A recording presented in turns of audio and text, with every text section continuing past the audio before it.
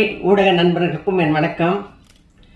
இந்த திரைப்படத்தை பத்தி சொல்லணும்னா, இப்ப பார்த்தா பிரமிப்பா இருக்கு. பாடல்கள் அவ்வளவு இனிமையா இருக்கு. அதாவது எடுக்கும் போது எனக்கு நமக்கு தெரியல, படமும் நம்ம தமிழ் கலாச்சாரத்தை அத சொல்ற மாதிரி இருக்கு. இப்ப வர படங்கள்லாம் நீங்களே பாக்குறீங்க. ஏன்னா பாடல்கள்லாம் அதோட கருத்தே இல்லை. இப்போ 50 வருஷம் 60 வருஷம் பாடல் கூட அந்த இனிமை இருக்கு, அந்த லிரிக்ஸ்க்கு. இப்ப எல்லாம் இன்ஸ்ட்ருமெண்டல் டாமினேஷன் தான் நிறைய இருக்கு. அது ஒன்றும் சொல்ல, இந்த காலத்து யங்ஸ்டர்ஸ்க்கு பிடிக்குதுன்னு சொல்லி எடுக்கிறாங்க, அதை நம்ம ஒன்றும் சொல்ல முடியாது. ஆனால் இதை ரொம்ப அருமையா எடுத்திருக்காரு இயக்குனர். அவர் என்னை இந்த ரோல் பண்ண சொன்னாரு. நான் கொஞ்சம் யோசிச்சேன், இது வேணுமா பண்ணணுமான்னு. இல்லைம்மா நீங்க பண்ணீங்கன்னா நல்லா வரும், நீங்க பண்ணணும். அதே மாதிரி மனோரமா ஆட்சி கூட பேசினாங்க, நீங்க பண்ணா ரொம்ப நல்லா இருக்கும், நான் ரொம்ப சந்தோஷப்படுவேன் நாங்க. அதனால பண்ணியிருக்கேன். படத்தை நடிச்ச கதாநாயகன், கதாநாயகி மற்றும் வில்லன் எல்லாருமே ரொம்ப சூப்பரா நடிச்சிருக்காங்க. எல்லாம் இந்த காலத்து யங்ஸ்டர்ஸ் ரொம்ப திறமையானவங்க.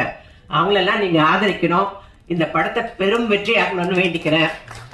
ஏன்னா இப்பெல்லாம் படங்கள்லாம் வரதும் தெரியல, போறதும் தெரியல. அப்புறம் எல்லாம் அந்த இதெல்லாம் மொபைல்லே பாத்துடுறாங்க. எங்க காலத்துலலாம் 25 வாரம் 200 நாள் ஒண்ணு படங்கள்லாம் இருக்கு. இப்ப நம்ம ஹீரோ சார் ஒண்ணு சொன்னாரு, அவர் சொன்னது சரிதான். ஆனா ஒண்ணு சொல்றேன், நான் நடிக்க உலகம் சுற்றுவான் 73ல ரிலீஸ் ஆச்சு. 73 52 வருஷத்துக்கு மேல ஆயிடுச்சுன்னு வச்சுக்கோங்களேன். இப்ப சொன்னாரு, என்ன இப்படி குதிக்க சொன்னாங்க, அப்படி குதிக்க சொன்னாங்க. இது ஒரே ஒரு சின்ன இது சொல்றேன். காஷ்மீர்ல ஷூட்டிங். திரு NT ராமராவ் அவர்கள் தான் கதாநாயகர். அதாவது அந்த ஐஸ்ல ஸ்கேட்டிங் பண்ண, ஐஸ்ல சறுக்கிட்டு வரணும். எனக்கு இவ்வளவு ஷார்ட் ட்ரெஸ் கொடுத்துட்டாங்க. அவர் ஃபுல்லா பேண்ட் ஷர்ட் போட்டு வந்துட்டாரு. என்ன பண்ண முடியும்? சறுக்கி இருந்தா எனக்கு அப்படியே நடுங்கிடுச்சு.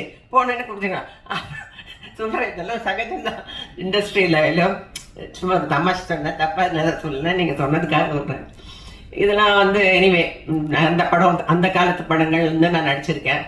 புரட்சித் தலைவர் எம்ஜிஆர் தான் என்னை அறிமுகப்படுத்தினார்.